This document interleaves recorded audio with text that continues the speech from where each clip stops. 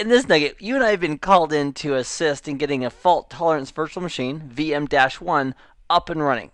Currently, it's not booting, or that's what the customer claims, and this lab will verify the results, and then we'll take a look at why it's happening, and then we'll resolve the issue. And as always, you're welcome to, with the scenario, work on the hands-on lab first.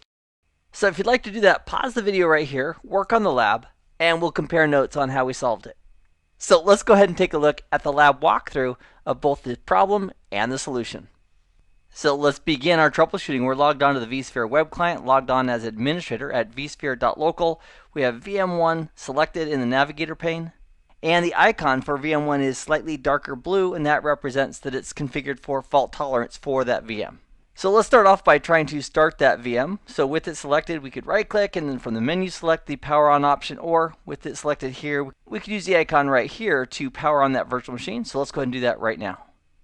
And we have some messages that popped up. It says that VM1, that the amount of CPU resources available in the parent resource pool is insufficient for the operation, and the secondary VM is also having the same problem. The amount of CPU resources available in the parent resource pool is insufficient for the operation. So one thing to be aware of regarding virtual machines that have fault tolerance enabled on them is that they are going to, by default, have a memory reservation for all of their memory. So if a VM had been configured in hardware with 1 GB of memory with fault tolerance, that would automatically be set up as a guaranteed reservation. And it's kind of a double hit because the VM itself will get the 1 GB reservation for the memory it has, and also the secondary on the other ESXi host that it's running on will also have that memory reserved for it.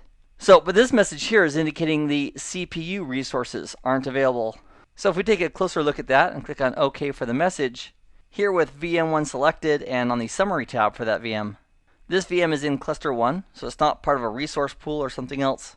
And for its CPU reservation, we could look at that a couple of different ways. We could expand under VM hardware, the CPU section here, and that's showing us under CPU that we have a reservation for 9 GHz.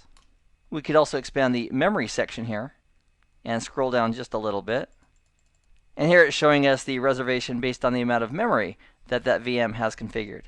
So we can't reduce or change the actual memory reservation because it's on by default for the fault-tolerant machine, but we can mess with the reservations for CPU. So to configure the settings for VM1, we can right-click here, and the quickest way to get there is just to select Edit Resource Settings from the menu for VM-1. The memory reservations for this VM are reserving all of its physical RAM, so we can't mess with the memory, but if we go up to CPU, we could change this. So currently it's reserving 9,000 megahertz, 9 gigahertz. So we could reduce this number. Let's go ahead and guarantee it 1. And let's, from the drop down over here, select gigahertz. And didn't take my 1. So we'll put a 1 there, and then with gigahertz selected, it should be okay with a reservation of 1 gigahertz. And if it turns out that if we have two hosts, for example, host A and host B, and the primary is running on host A, and the secondary for the fault tolerance is running on host B, if host B is oversubscribed and doesn't have enough CPU to go around, we have a couple solutions. Number one, we could modify the limit, for example, on the primary, and that would also apply to the secondary. So we could say the limit is, for example, 1.5 gigahertz or 2 gigahertz. And whatever we specify on the primary automatically is going to be configured for the secondary, and that would reduce the amount of CPU that the secondary could consume on this host B. Another option is that if host B is really busy and we have yet another host, we could go ahead and do a vMotion to move the secondary from host B over to host C, which is less busy. So with those ideas in mind, let's limit this CPU for this VM. Let's go ahead and limit it to 2, and from the drop down we'll select gigahertz. So that way, when this VM boots up with its secondary copy as well, they'll both have at least 1 gigahertz each, and they'll also be limited to the maximum of 2 gigahertz each on their respective hosts. So we'll go ahead and click on OK. And with those changes in place, let's right click, and from the menu hover over Power and click on Power On regarding VM-1. And that looks better. So we have a little warning saying that our VM fault tolerance state has changed. That's true. It's changing from being off to powering on. So we'll go ahead and we'll click on Reset to Green regarding that message. And then if we click on the recent tasks, it shows us that the initial power on happened, and then it's also now starting up the secondary VM as well. So we'll let that go ahead and complete. And while that's cooking, let me go ahead and minimize recent tasks. Let's go ahead and select the cluster, cluster-1, on the left-hand side in the navigator pane. So here we have an HA failover message. That's because we triggered the powering on of the fault-tolerant VM. So we'll go ahead and reset that to green as well. And it's still complaining that the cluster doesn't have enough resources to meet the HA requirements. Over here on the left, if you'll notice, ESXi3, I've placed in maintenance mode so that when our lab booted up, ESXi3 is not available to run VMs. So with the cluster selected, if we click on the VMs tab right here, here it's showing us that the VM1 primary is running as well as the VM-1 secondary. The primary is running on ESXi2, the secondary is running on ESXi1, and that's kind of a challenge because ESXi1 is indeed very, very busy because it's hosting our virtual appliance where vCenter is running, which consumes a boatload of resources. So if we were to click, for example, just on ESXi1 over here on the left in the navigator pane, with the summary tab selected, we can see right here that as far as memory goes, it's consuming a whole bunch of memory, almost all of it. And at the moment, there's a little CPU in use as well between the two VMs that are running there. We could also here click on the VMs tab regarding ESXi1, which will show us the VMs that are associated at the moment with ESXi1. So we have the vCenter server right here, and then down below we have the secondary VM-1 as part of fault tolerance for that VM. So let's open up a console to VM-1, the primary. One way of doing that is to right-click over in the navigator panel for VM-1, and from the menu for VM-1, simply select Open Console. So here we are at VM1. I still have my browser in full screen mode. If we want to take it out, we can simply go ahead and hit F11, take our browser out of full screen mode. Then we have separate tabs for the vSphere web client and a separate tab for VM-1. And if we want to generate some activity, we can go ahead and click on this little mouse icon in the upper left-hand corner of the VM's desktop. And from here, we can click on the terminal emulator. And from here, let's type in glx gears and run that. And if we let this run for a while, it's going to use some CPU resources both on ESXi2 that has the primary and ESXi1 that's hosting the secondary VM. So if we decide ESXi1 is just too busy and we want to offload that responsibility of providing the CPU resources for the secondary VM, here's what we could do. We'll go back to the vSphere web client.